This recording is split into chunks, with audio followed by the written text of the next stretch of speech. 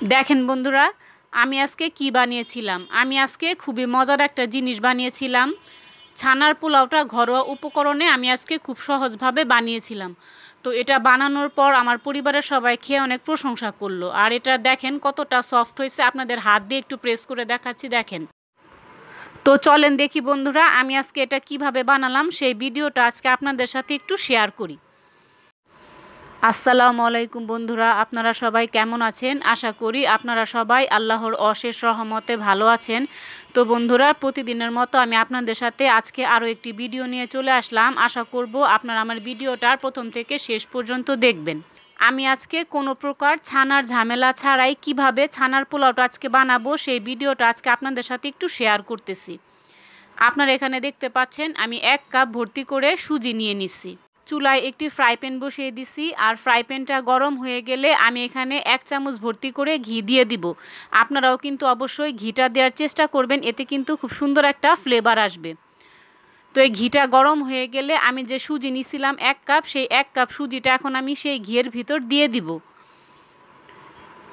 এই সুজিটা ঘিয়ের ভিতর দিয়ে এখন আমি একটু বাদামি কালার করে ভেজে নিব। আর এখানে আপনারা দেখতে পাচ্ছেন আমি একটু লবণ দিয়ে দিলাম। এখন এই লবণের সাথে সুজিটা ভালো করে একটু মিক্স করে দিতে হবে, আর একটু বাদামি কালার করে ভেজে নিতে হবে। আর আমার রেসিপিটা যদি আপনাদের কাছে ভালো লাগে, প্লিজ আমার চ্যানেলটি সাবস্ক্রাইব করে আমার পাশে থাকবেন।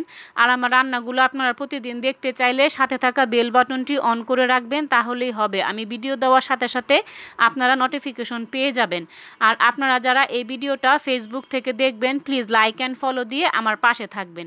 আর আপনাদের কাছে রিকোয়েস্ট থাকবে, আপনারা কখনো আমার ভিডিওটা টেনে টেনে দেখবেন না, প্লিজ ফুল ওয়াচ করবেন। আমি কিন্তু সেই সুজিগুলো সুন্দর করে একটু ভেজে নিতেছি। ভাজার পরে কিন্তু এটা একদম ঝরঝরা হয়ে যাবে। তো এখানে আমি 1.5 কাপ পরিমাণ দুধ দিয়ে দিব। এখানে 1 কাপ সুজির জন্য 1.5 কাপ পরিমাণ দুধ দিলেই কিন্তু হবে। তো আমি এখানে দুধ দিয়ে করতেছি, আপনারা চাইলে দুধের পরিবর্তে পানি দিয়েও করে নিতে পারবেন। এই যে দেখতে পাচ্ছেন আমি এখানে 1.5 কাপ দুধ দিয়ে দিলাম। আপনারা দেখতে পাচ্ছেন দুধ আর সুজিটা কিন্তু সুন্দরভাবে একটু মিশিয়ে নিতে হবে। আর মিশানোর এক পর্যায়ে দেখা যাবে আটা ময়দার মতো সুন্দর একটা শক্ত ডোয়ে পরিণত হয়ে যাবে। এটা কিন্তু ভালোভাবে নেড়েচেড়ে মিশিয়ে দিতে হবে, তা না হলে কিন্তু নিচ থেকে একদম লেগে যাবে। এই যে দেখেন আমি ভালো করে কিন্তু নেড়ে দিচ্ছি। নাড়াচাড়ার এক পর্যায়ে দেখা যাবে এটা কিন্তু শক্ত ডোয়ে পরিণত হয়ে যাবে। সুজির ডোটা কিন্তু আমার প্রায় রেডি হয়ে গেছে। এটা এখন আমি একটু ঠান্ডা করে নিব। আর এই যে আপনারা দেখতে পাচ্ছেন আমি সেই ফ্রাই প্যানের ভিতরে সুজির ডোটা কিন্তু হাত দিয়ে ভালো করে একদম মথে নিতেছি। এটা কিন্তু একটু ভালো করে মথে নিতে হবে, তা না হলে কিন্তু নাস্তাটা ভালোভাবে কিন্তু বানানো যাবে না। আর এখানে সুজির ডোটা আমি সমান 3টি ভাগে ভাগ করে নিছি। একটি ভাগ আমি সাদা রাখবো, আর বাকি 2টা ডোয়ের সাথে আমি একটু ফুড কালার ব্যবহার করব। তো আপনারা চাইলে ফুড কালারটা স্কিপ করতে পারেন, কিন্তু আমি একটু কালারটা সুন্দর আসার জন্য একটু ফুড কালার ব্যবহার করতেছি।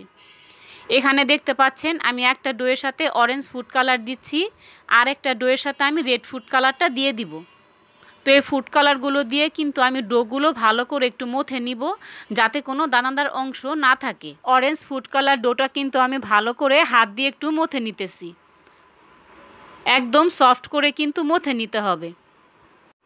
চুলায় কিন্তু একটু ফ্রাই প্যান বসিয়ে দিছি। তো এই ফ্রাই প্যানের ভিতরে আমি একটু চিনির শিরা তৈরি করে নিব। এজন্য এখানে 1/2 কাপ চিনি দিয়ে দিচ্ছি।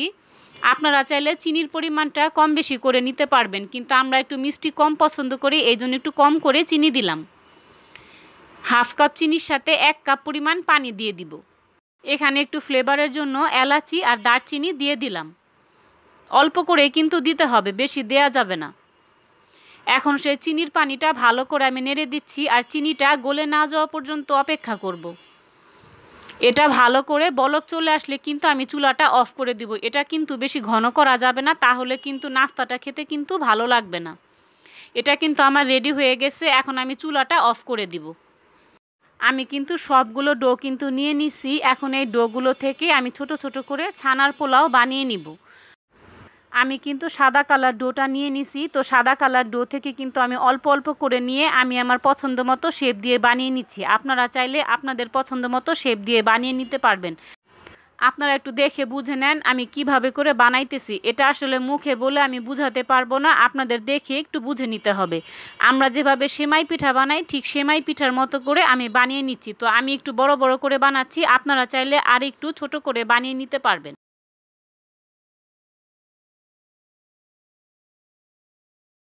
সেমাই পিঠার মতো করে বানানোর পর আর কিছু পরিমাণ আমি হাতে নিয়ে নিলাম, আমি লাড্ডুর শেপ দিয়ে কিন্তু বানিয়ে নিচ্ছি। তো আপনারা চাইলে আপনাদের পছন্দ মতো শেপ দিয়ে কিন্তু বানিয়ে নিতে পারবেন। আমি কিছুটা কিন্তু সেমাই পিঠার মতো করে বানালাম আর কিছুটা লাড্ডুর শেপ দিয়ে কিন্তু বানিয়ে নিচ্ছি। অরেঞ্জ কালার ডো থেকে কিন্তু আমি ডো নিয়ে ঠিক একইভাবে কিন্তু বানিয়ে নিচ্ছি। তো সাদা কালার ডো থেকে যেভাবে বানাইছি তো অরেঞ্জ কালার ডো থেকে ঠিক একইভাবে আমি বানিয়ে নিচ্ছি। আপনারা দেখে একটু বুঝে নেন আমি কিভাবে করে বানাচ্ছি। আমি সবগুলো কিন্তু ঠিক একইভাবে কিন্তু বানিয়ে নিব। এগুলো দেখতে কিন্তু অনেক সুন্দর লাগতেছে, তাই না বলেন? আমি কত সুন্দর করে সবগুলো ডো থেকে কিন্তু ছানার পোলাও বানিয়ে ফেলছি। তো এই ছানার পোলাওগুলো আমি এখন তেল দিয়ে একটু ভেজে নিব। এজন্য চুলায় কিন্তু একটি ফ্রাই প্যান বসিয়ে দিছি আর এখানে পর্যাপ্ত পরিমাণ আমি সয়াবিন তেল দিয়ে দিব। তেলটি গরম হয়ে গেলে আমি অল্প অল্প করে ছানার পোলাও দিব আর ভেজে নিব। তেলটি কিন্তু আমার গরম হয়ে গেছে, এখন আমি ছানার পোলাওগুলো সব দিয়ে দিব। প্রথমে সাদা কালারগুলো আমি ভেজে নিচ্ছি। এগুলো কিন্তু একটু হালকা বাদামি কালার করে ভেজে নিতে হবে। এগুলো কিন্তু আমার ভাজা হয়ে গেছে, এখন এগুলো আমি ছাঁকনির মাধ্যমে উঠিয়ে ফেলতেছি। তো এইভাবে করে কিন্তু আমি সবগুলো ভেজে নিব। এখন আমি অরেঞ্জ কালারগুলো কিন্তু ভেজে নিচ্ছি। এগুলোও কিন্তু বাদামি কালার করে ভেজে নিতে হবে।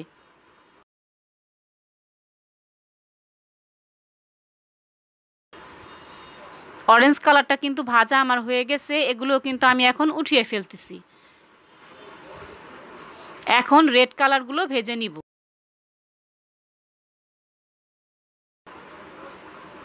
এগুলো হালকা বাদামি কালার করে ভেজে নিতে হবে।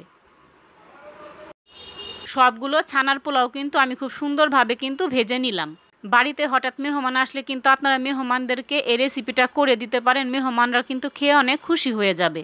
আমি যে চিনি শিরা রেডি করে নিয়েছিলাম সেই চিনি শিরার ভিতরে সেই সবগুলো ছানার পোলাও আমি এখন দিয়ে দিব। আর সেই চিনি শিরাটা কিন্তু হালকা হালকা গরম থাকতে হবে, গরম থাকা অবস্থায় সেই সবগুলো ছানার পোলাও দিয়ে দিতে হবে।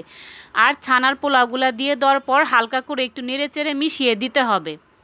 একদম আলতো হাতে কিন্তু মিশাতে হবে যাতে ভেঙে না যায়। আর এটা এখন 10 মিনিটের জন্য আমি রেস্টে রেখে দিব আর ঢাকনা দিয়ে ঢেকে দিব। তো 10 মিনিট পর আমি আপনাদের দেখাচ্ছি কেমন হলো। 10 মিনিট পর কিন্তু আমি ফিরে আসলাম আর 10 মিনিট পর দেখেন আমার ছানার পোলাওগুলো কিন্তু সবগুলো রস কিন্তু শুষে নিছে। এটা কিন্তু ফুলে একদম ডাবল হয়ে গেছে।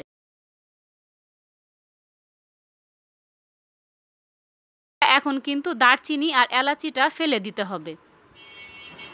এটা এখন আমি একটু বাটিতে আপনাদের পরিবেশন করে দেখাচ্ছি, দেখেন কেমন হলো। তো বন্ধুরা আপনারা একবার হলেও আমার এই রেসিপিটি ফলো করে বাসায় বানিয়ে দেখতে পারেন, ইনশাল্লাহ নিরাশ হবেন না। ছোট থেকে বড় সবাই কিন্তু খুব পছন্দ করবে এই ছানার পোলাওগুলো। আর এখানে দেখতে পাচ্ছেন আমি বেশ কিছুটা কাজু বাদাম কুচি করে নিছি। তো এখন আমি কাজু বাদাম দিয়ে পরিবেশন করে দিচ্ছি। আপনাদের কাছে কাজু বাদাম থাকলে দিবেন, না দিলেও কোনো সমস্যা নেই। তো বন্ধুরা আমার আজকের ছানার পোলাও রেসিপিটা আপনাদের কাছে কেমন লাগলো আপনারা প্লিজ একটু কমেন্ট বক্সে কমেন্ট করে জানাবেন। রেসিপিটি ভালো লাগলে অবশ্যই আমার ভিডিওর নিচে একটি লাইক দিয়ে দিবেন। আপনারা কিন্তু এটাকে মিষ্টি ছানার পোলাও বলতে পারেন বা শুধু ছানার পোলাও কিন্তু বলতে পারবেন। তো আপনারা সবাই সুস্থ থাকবেন, ভালো থাকবেন। আসসালামু আলাইকুম।